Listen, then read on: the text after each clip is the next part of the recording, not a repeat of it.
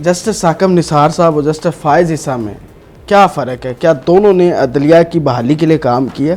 जो एक असूल ज़वाबित, जो एक अदलिया का वक़ार बहाल होना चाहिए था, क्या आपको लगता है इन दोनों ने काम किया अदलिया के वक़ार को बहाल करने के लिए? उनसे अपना वक़ार नहीं बहाल हुआ, दोनों से। उन्होंने क्या बहाल करना था अदलिया का वक़ार? दोनों ही ऐसे। अब क्या किया कहा जाए? मैं तो उनके दौर में ये कहता, ये इसने साकिब निसार ने कहा मुझे 10,000 रुपये फ़ाइन कर दी पेश ना होने।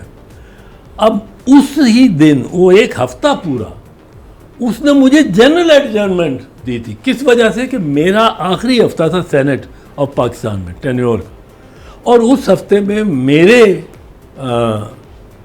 लिए सेनेटर्स ने, कुछ MNAs ने और कुछ गवर्नमेंट की तरफ से तकारीब थी आखिरी हफ्ते की, और मैं मेहमान ख़ुसूसी था बेशतर में।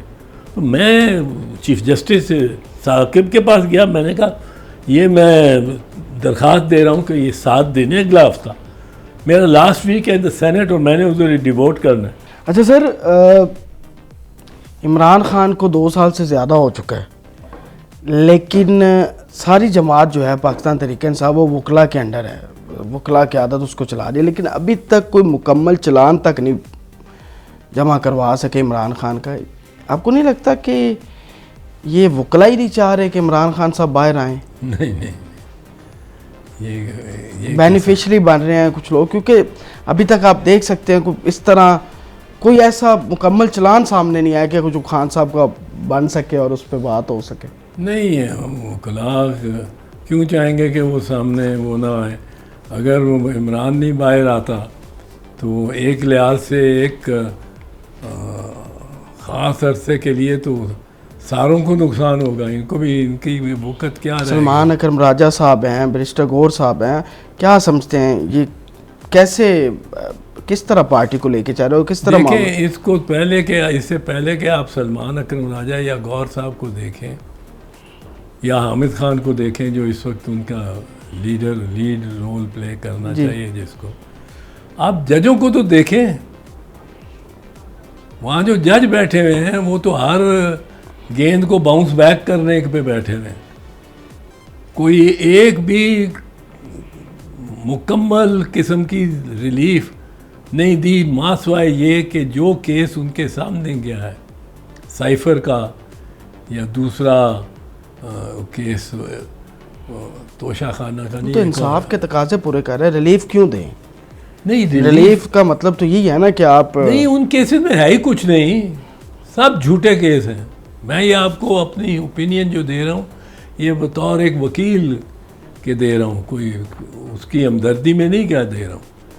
ये तो मुकदमे ही बिल्कुल बोगस हैं। जिस तरह मैंने आपको बताया कि आसिफ जरदारी साहब पे, वो जो सदर पाकिस्तान पे ये था कि बम बांध के, ये तो आप जब ब्यूरोक्रेसी पे और नैब के अफसरान पे जिनका कोई सियासत से ताल्लुक़ नहीं, जिनका कोई वो मतलब है सियासत से ताल्लुक़ ना होना एक पॉजिटिव नहीं, एक नेगेटिव सेंस में, वो बस उन्होंने मिशन अपना बना लिया है। जो हुकूमत ने कहा कि जी इसको सज़ा देनी है, जिस तरह भी उनका सियासत से इस लिहाज से ताल्लुक़ नहीं है कि वो बस उस मिशन जो बॉस ने दी है उस पर चल पड़ेंगे। वो बॉस कोई भी आए, बॉस का इमरान खान हो गया तो उसके कहने पे चल पड़ेंगे। वो ये ऑटोमेटिक जो रोबोट्स हैं ना, वो उनके इमेजिनेशन में ही नहीं है कि किस किस्म का केस बनाना चाहिए। वो दैयत वाला कोई केस था, शर्म आनी चाहिए ऐसे केस बनाने वालों को। अंग्रेज वो बाहर ये दुनिया में सुर्खियाँ ये लगी कि Imran Khan convicted for sleeping with his wife. अब ये कोई जिस तरह की शहादतें हुई हैं कि वो किस हालत में थे जब उसने गवाह ने देखा, वो कहाँ देखा? कोई खुला छोड़ के दरवाज़ा और अपनी बेगम के साथ कमरे में बैठता भी है, सिर्फ बैठता ही हो, उसका अपना खामिन साबिक शोर है, वो करवा रहा है।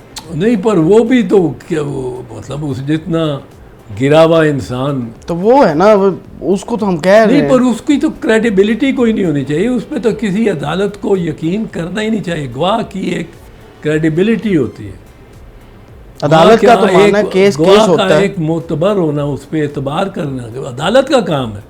अदालत तो ऐसे गवाह पे किस तरह इन्हिसार कर सकती है जो इस से पहले 2 महीने पहले बयान देता है कि मेरी और बीवी जितनी पारसा और नेक औरत कोई भी मैंने कोई देखी नहीं। और 2 महीने बाद गिरफ्तारी के बाद गिरफ्तार कर लिया जाता है, वापस आता है तो वो FIR करा देता है अपनी बीवी पे भी और इमरान पे भी। उस पर किस तरह एतबार किया जा सकता है? ये अदालत की ड्यूटी है कि गवाह के मोतबर होने के क्या पैमाने हैं और किस तरह उनको जांचना चाहिए, ये कानून का मामला है।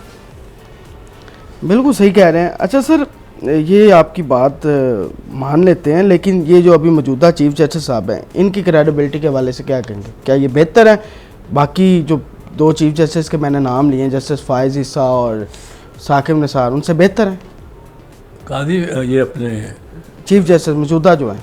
चीफ जस्टिस मौजूदा अफरीदी या जी या अफरीदी साहब। या अफरीदी पे मुझे ज़रा तरस आता है।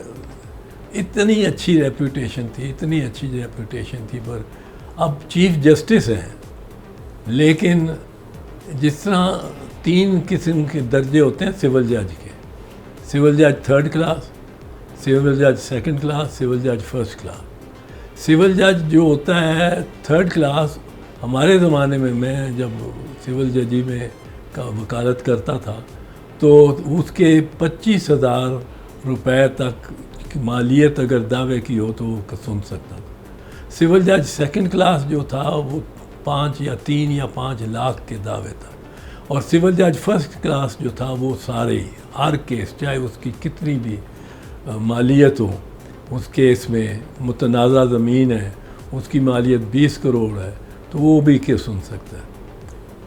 अब ये चीफ जस्टिस खुद सुप्रीम कोर्ट जज 2nd क्लास बन गया। कैसे? आप देखें, अब 2 किस्म के जजेज हैं सुप्रीम कोर्ट में। एक वो जज हैं जो हर केस सुन सकते हैं, आईनी भी और गैर आईनी भी, जो आइन से बाहर है।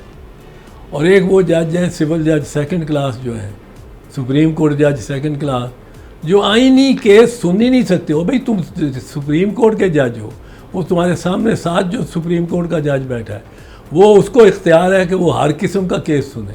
आप कैसे सुप्रीम कोर्ट के जज हो कि आपकी उस जितनी जुरिस्डिक्शन ही, आप सिर्फ अब 26वीं तरमीम को नहीं मानते आप सिर्फ ये जो है मियाँ बीवी के झगड़े, हाँ, कोई लोन या कर्जे का झगड़ा, कोई सूद का झगड़ा, कोई आलू टमाटर का झगड़ा, आप ये केस सुन सकते हैं। आइन का के आते हैं तो आप चूँकि सिविल जज 2nd क्लास हैं भाई साहब, आप सुप्रीम कोर्ट के जज 2nd क्लास हैं। और ये chief justice is not on the constitution bench, इसको वो इख्तियार ही नहीं है कि वो 90% ऑफ द केसेस जो सुप्रीम कोर्ट में जाते हैं उनको सुन ही सके।